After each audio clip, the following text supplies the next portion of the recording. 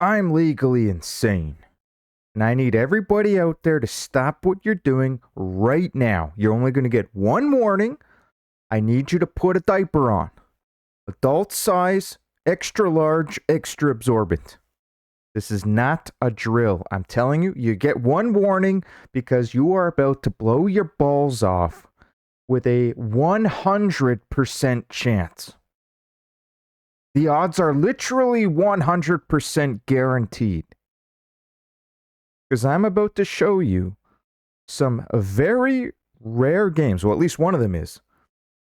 Rare Nintendo Switch games and a couple of bangers on top of that. All right? We're going to end the night here with a couple of bangers that you can continue watching this video while you wait for the ambulance to arrive. I'm about to show you one of the rarest Nintendo Wii games ever made. The game is so rare that you will blow your balls off when I reveal it.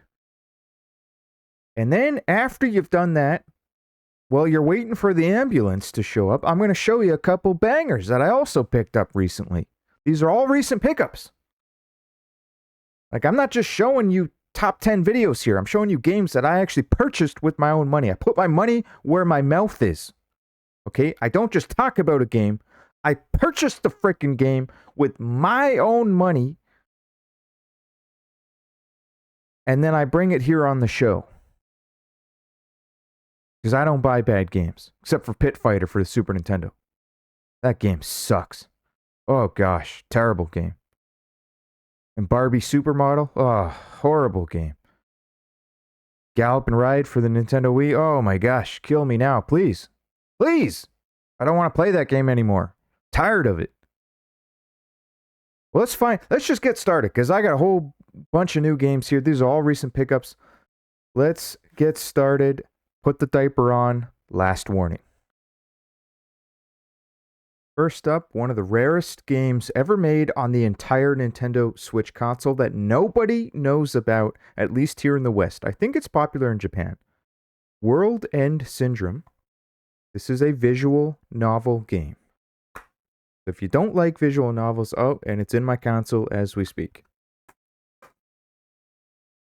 If you don't like visual novels, well, then this game ain't for you unless you are a rare game hunter or you like anime titties.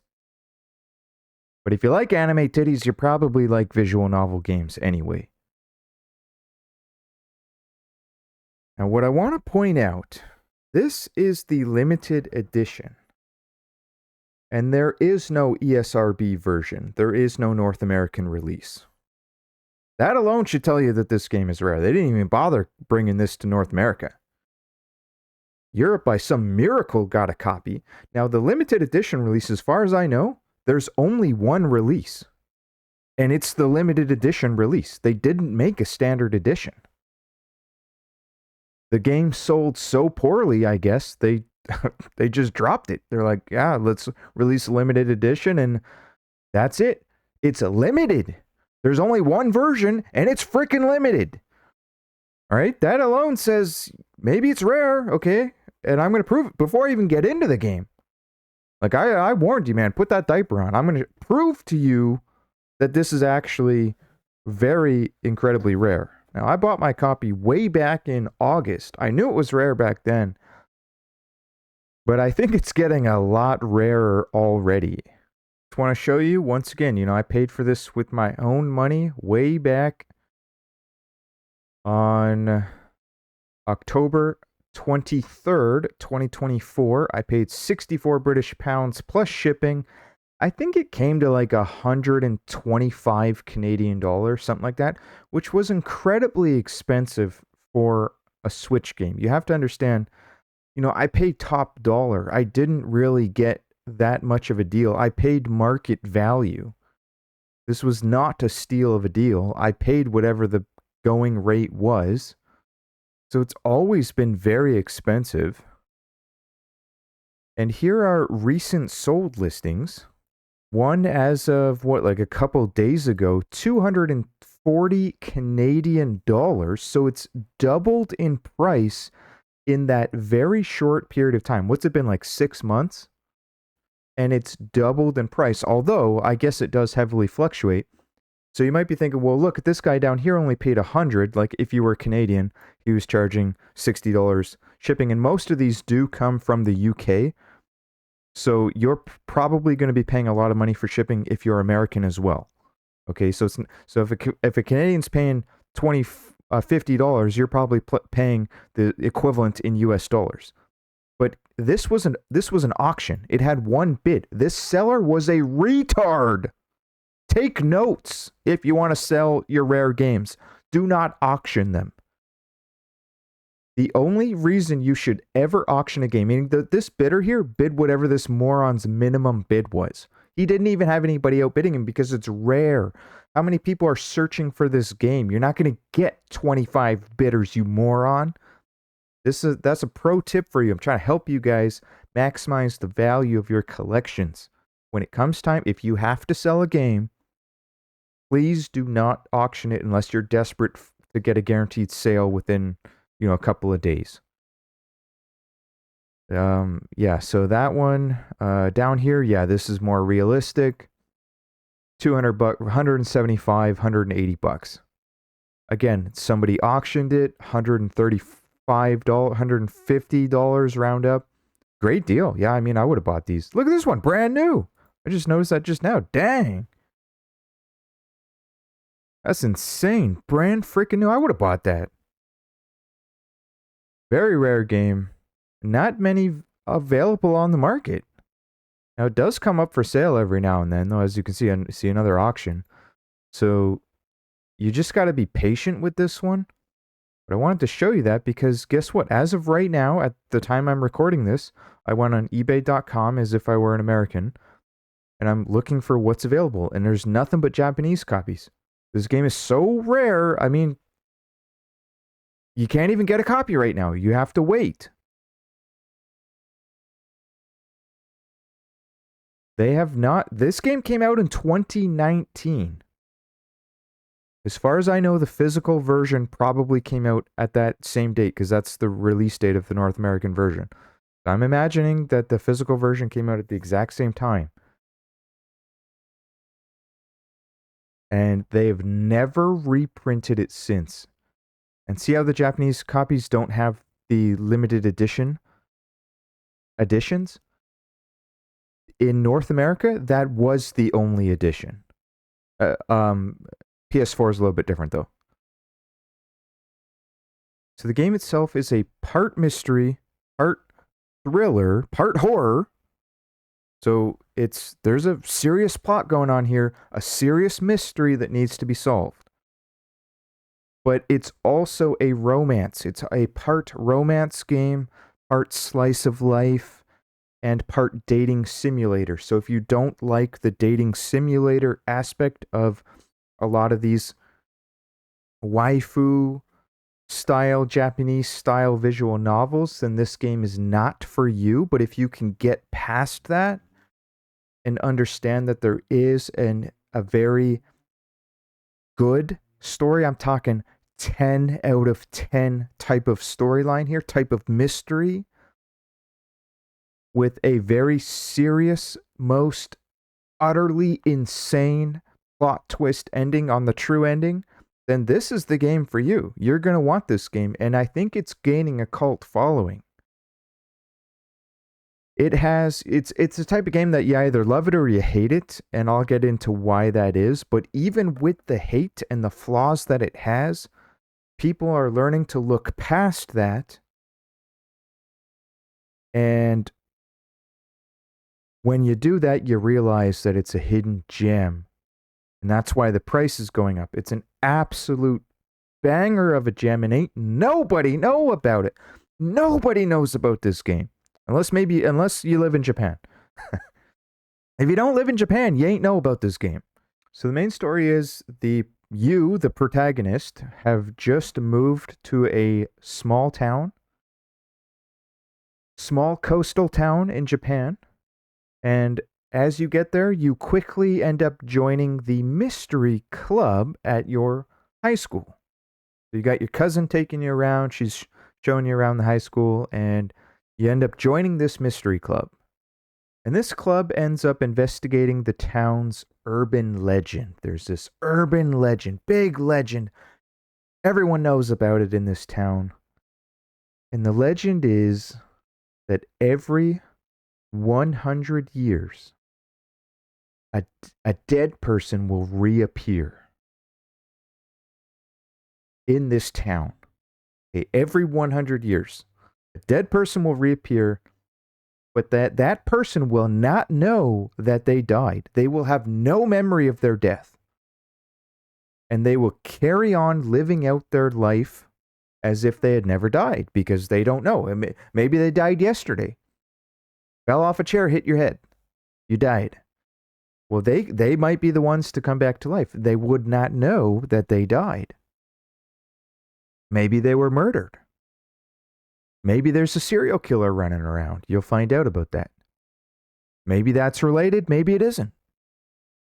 But they will come back to life without knowing that they previously died. And the catch is, by the end of the summer, that individual will turn into the Yomobito, which is what the legend is all about. This Yomobito, this monster, appears every 100 years and then just slaughters hundreds of people, just goes on a killing rampage.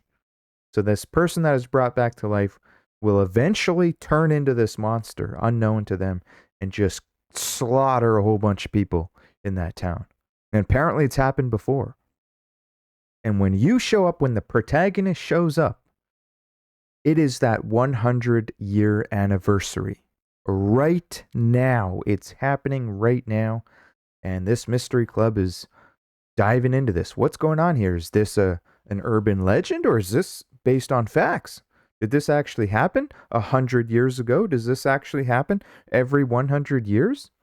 What is going on here?100年に一度死んだ人が蘇って見果て町に紛れ込むって言い伝え。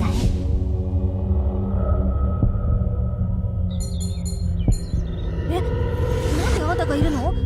いいから中を見て。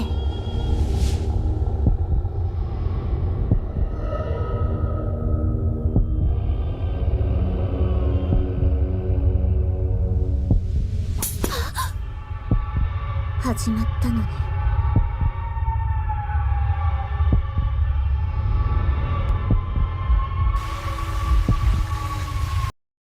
So I'll give you some of the good aspects first, and then we'll dive into the bad. Okay, the good is great story, great music. I'm a big fan of music, and they have a lot of scary music for the scary horror thriller scenes. The music matches the atmosphere. I like the soundtrack. It's got a good soundtrack. Also has great animation for those that are like really into having good animations and drawings and all that stuff. I'm not too big into that. I don't really care about the animation. I mean, if it looks cool, it looks cool, great. If the girls look hot and they got big tits, I'm all for it. I like the big titty. But it doesn't really make it or break it for me. I care more about the story. But if you're into that sort of thing, you like these waifu type of games, it does not disappoint. There's no nudity, none of that crap in here. Like, it's clean. It's clean. There's nothing not clean going on. Like, what's the rating on this? Peggy 16. So, your teenager can safely play it. Probably not your 8-year-old. I mean, I wouldn't recommend having your 8-year-old play one of these types of games. I'm not judging you, though. If you want your 8-year-old playing this type of game, be my guest. You may or may not end up dating one of your cousins in this game, though, so be aware of that before you let your 8-year-old play it. Two major flaws have led to this game getting bashed heavily in many of the reviews. Well, heavily praised by others, though. One is you can't save your game anywhere you want, which is the dumbest. idea ever, whoever designed the game. I've played visual novel games before. Every single one that I've played my entire life has let me save anywhere I want.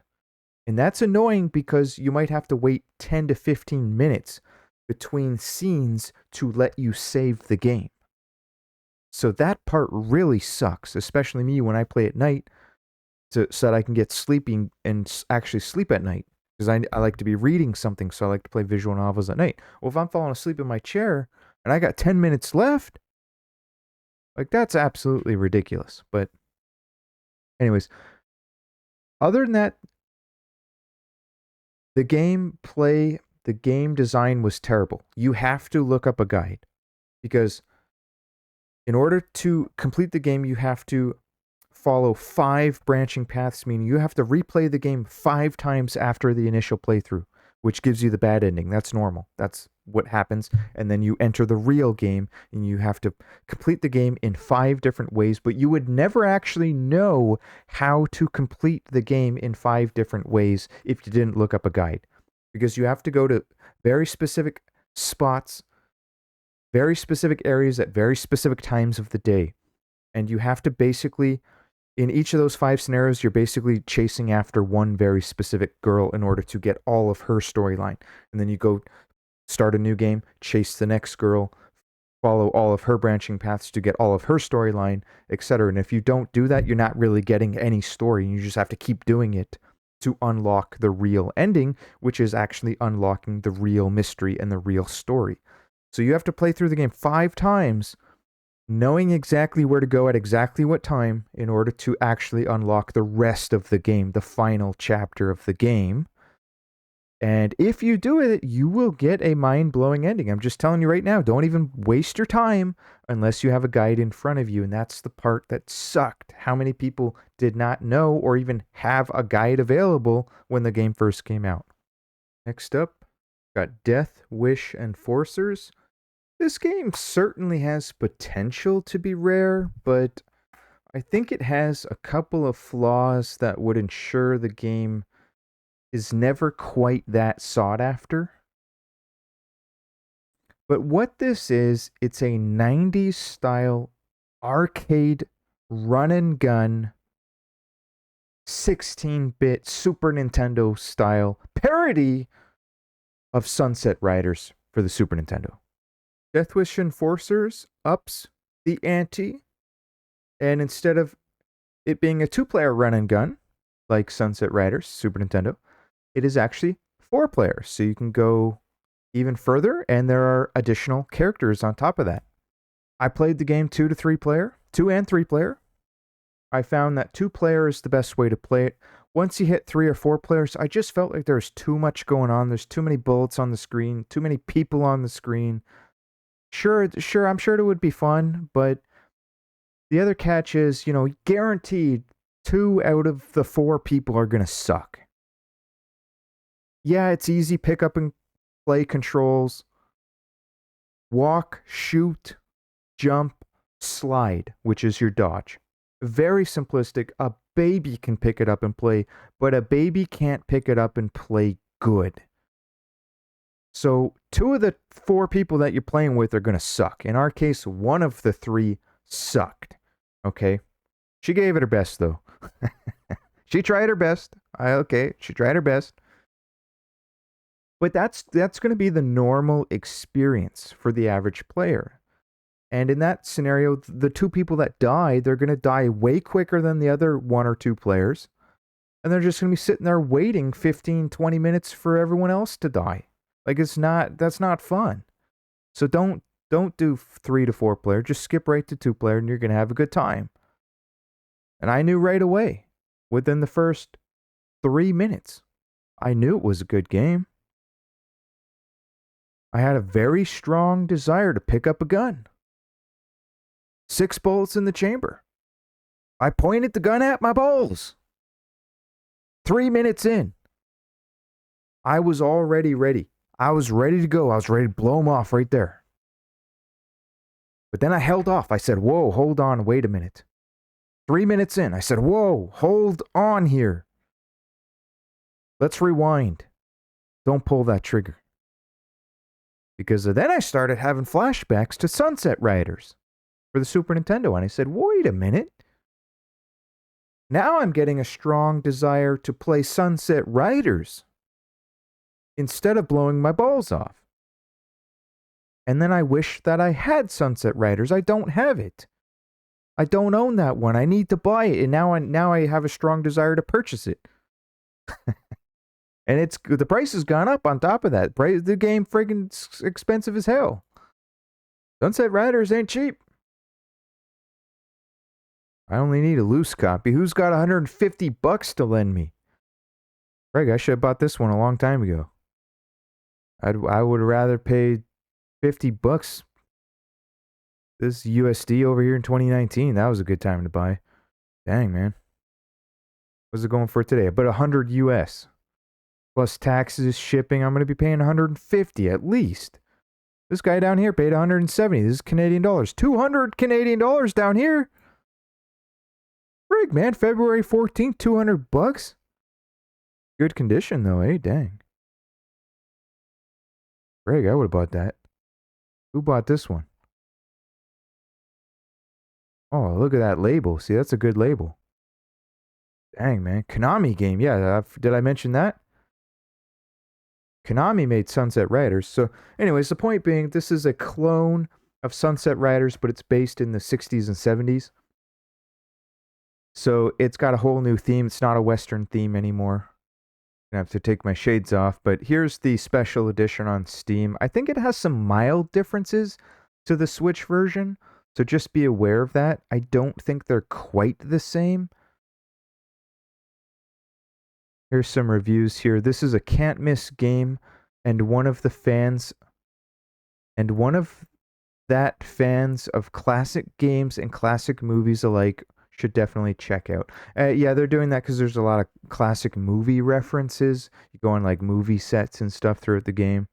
A spiritual sequel that seems to come straight from the 90s. Yes, they did a great job literally cloning what an arcade game would feel like in the 90s / cloning Sunset Riders. Death Wish Enforcers is a love letter to run and gun and the immediacy of arcade games. Fun alone and excellent in multiplayer. Not enough parallax scrolling. Only if you grew up in the 90s would you get that joke. 7 levels, yeah, like I said, short game, but it's designed to be short. That's how these games were back then. And that's if you can actually beat the game. It's only short if you can actually manage to beat the game. That's where the fun is, trying to beat the game. And after you do beat the game, you can go back and try it on harder difficulties. Right? Did you beat it on easy mode? Because you probably did, because that's the mode that I play on. Simplistic, pick up and play arcade action. Gameplay sped up to match a certain other arcade classic. Oh, maybe they updated the game. Because it did feel slower. The Switch version feels slower. So maybe this is the definitive version. Unless they updated it. Like with a patch. That's pretty cool. I do highly recommend Death Wish Enforcers. Even though Sunset Riders is better. If you're interested, check it out. That's all I'm saying. Wait for a cheap copy. It's still available at retail. Don't overpay on eBay. I don't know what it's going for on eBay. Limited Run Games has it in stock right now. Do a Google search. It's in their vault sale, meaning they're selling off their extra copies. So check that one out. Oh yeah, it comes with an awesome manual. And the manual, read the manual, because it tells you that you have to use the slide. People that complain that that game is too hard, they don't understand. You have to play the game how it wants you to play the game. And it wants you to use the slide button or you're going to die. You're supposed to be sliding. That's how you dodge. And if you don't use the slide, you will die. All right, next up we got 2 shorter games that I'll fly through here. Double Dragon Collection. This is a must-buy game, by the way. If you're into retro-style games, you like Double Dragon, this is a must-own game. And I'll tell you why. Hold on. First of all, it's got Super Double Dragon, the Super Nintendo version, Double Dragon Advance, which is the I think it's a clone of the arcade Double Dragon number 1, better than the NES version. Double Dragon 2, Double Dragon 3, The Sacred Stones. Double Dragon 2 is Double Dragon 2, The Revenge. And finally, and that's Double Dragon 3, the NES version, Double Dragon 2, the NES version, and finally, Double Dragon 4, the newest Double Dragon game. And here's what I did. When I knew that this was coming out, I didn't know that limited run, this is limited run release, but there's also a Play Asia Asian release, and I was about to buy that version. And I just got lucky that limited run just happened to announce this. And as soon as I saw that this game even existed, like the Asian version, Play Asia English version, I sold my Double Dragon 4 on eBay. Because I knew the value of Double Dragon 4 would go nowhere but down from that point on. And it has gone down. Double Dragon 4 ain't worth much. And I don't think it's going to be worth much. So if you have a copy of Double Dragon 4, I'm telling you, because you might want to consider selling it and picking up this version instead. It's got more games on it. Like, what is the point in owning Double Dragon 4 when they just release this with Double Dragon 4 on it, plus you get all the other games for free?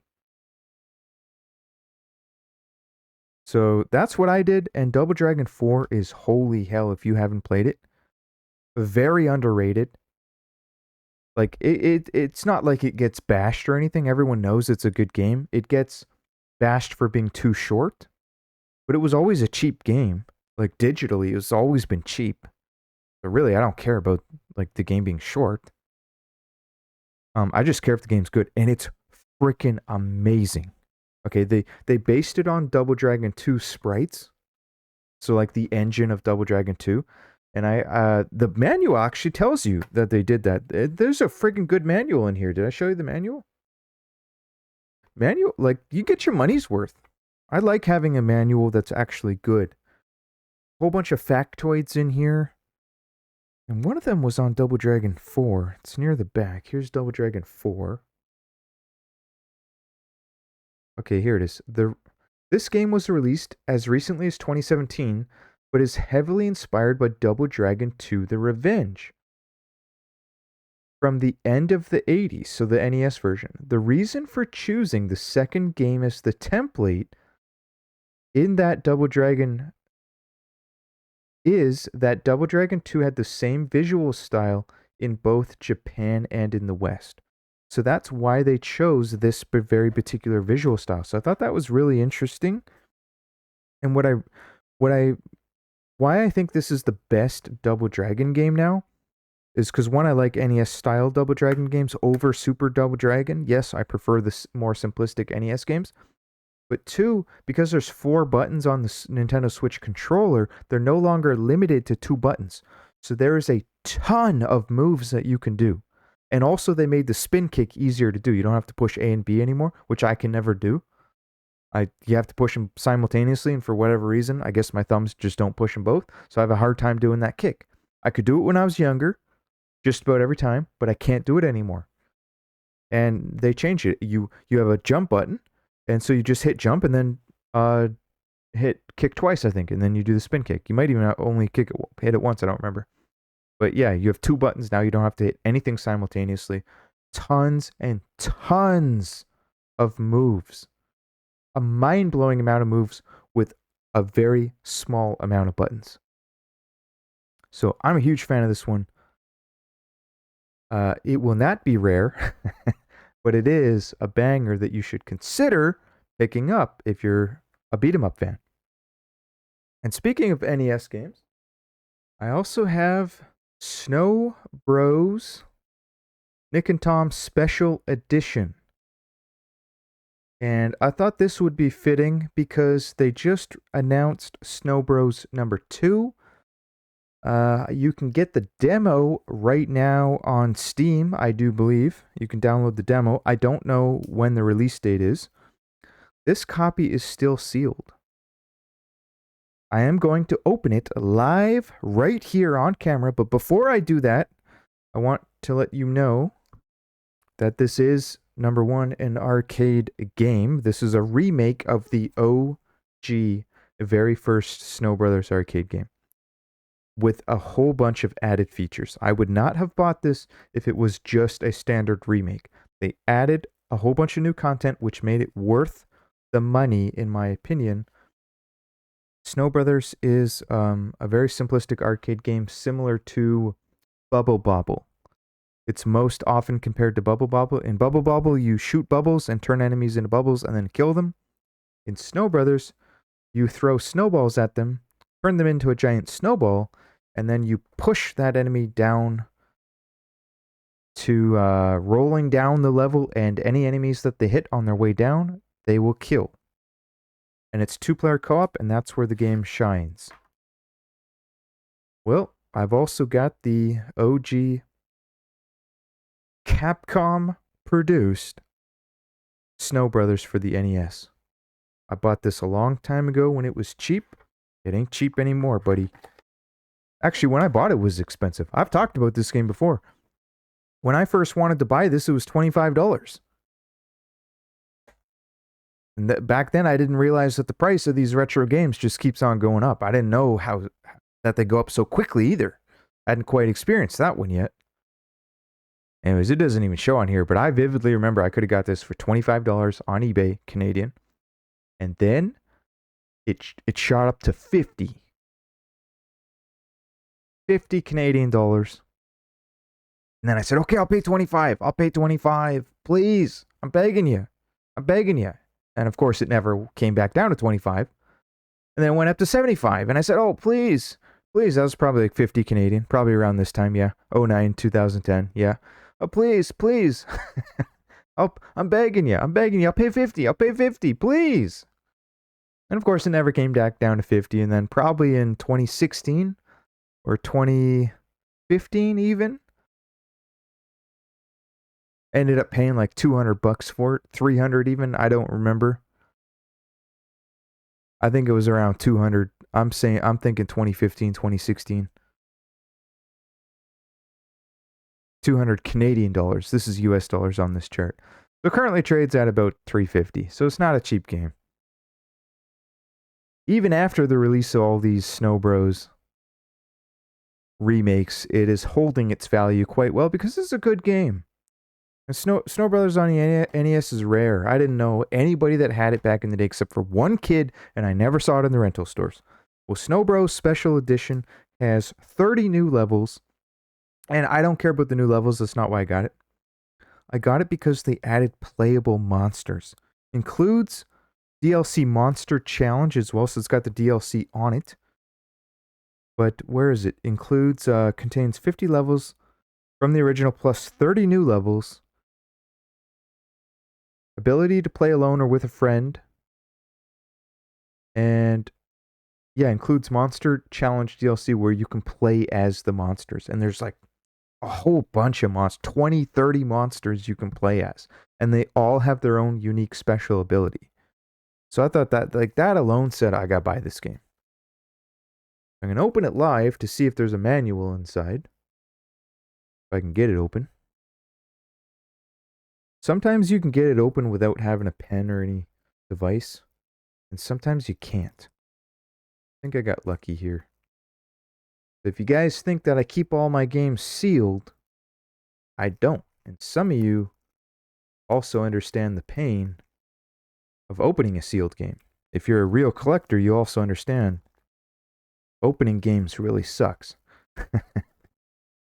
It's nice having sealed games in the collection and on the shelf.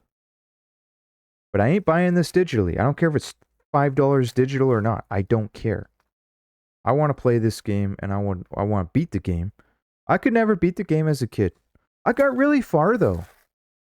Me and my friend, we got really far, and my friend that owned the game, he got really far too, and he had another friend that he would mostly play it with. We all got really far, but none of us could beat it. It actually got really hard. And the bosses toward the end got really hard. But I think because we were kids, we weren't able to figure it out. We didn't have the internet to help us. I think that as an adult, I can go back and beat this game. But, oh, frig. It comes with a bunch of stickers fill out. It came with these stickers. That's really cool. A nice, bonus feature. Get my money's worth. Because I know I'm getting ripped up. Like, it didn't cost them nothing to make this friggin' game. So any bonus content you can get, you'll feel like you got your money's worth at least. Pretty cool manual. Thank you for not cheaping out and actually giving me a manual.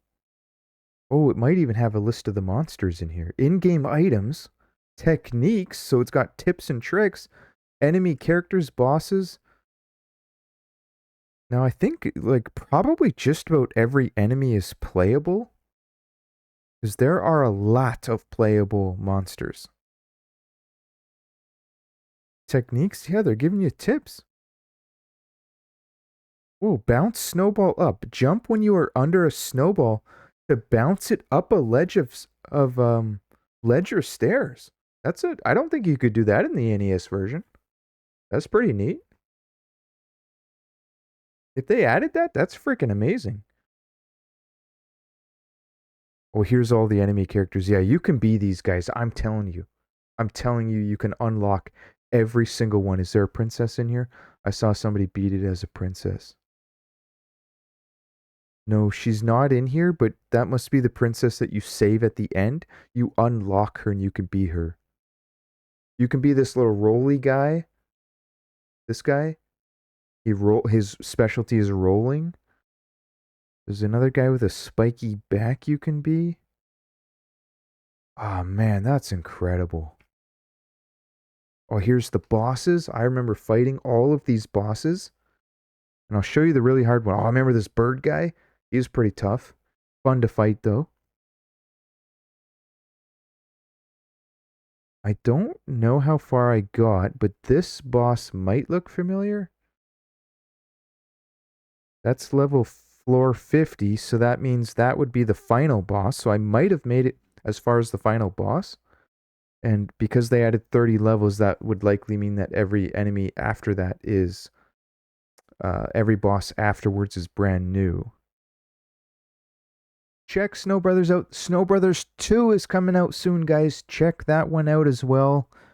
I haven't decided if I'm going to spend big bucks getting Snow Brothers 2 yet.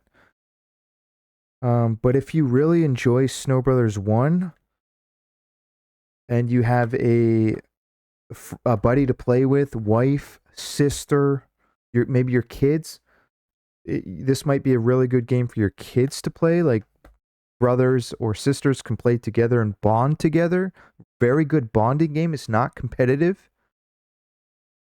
Non-competitive co-op games are great co-op games, especially for siblings.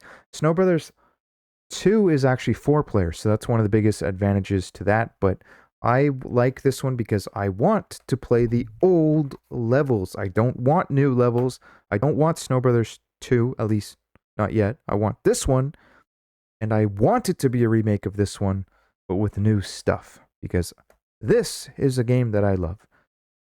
Guys, if you enjoyed this video, please consider subscribing to the channel. I'm trying to get to over 9,000 subscribers. I want to thank my Patreon supporters, Trevor, William, and Chocolate Thunder. Thank you for supporting the channel. If anyone else there would like to support the channel, please check the link in the description below. I'll have a link to the Patreon, where I will be posting exclusive content, and also check out my Xbox 360 rap song on iTunes or Spotify. Maybe look it up on Spotify if you have a Spotify account. That would also help support the channel.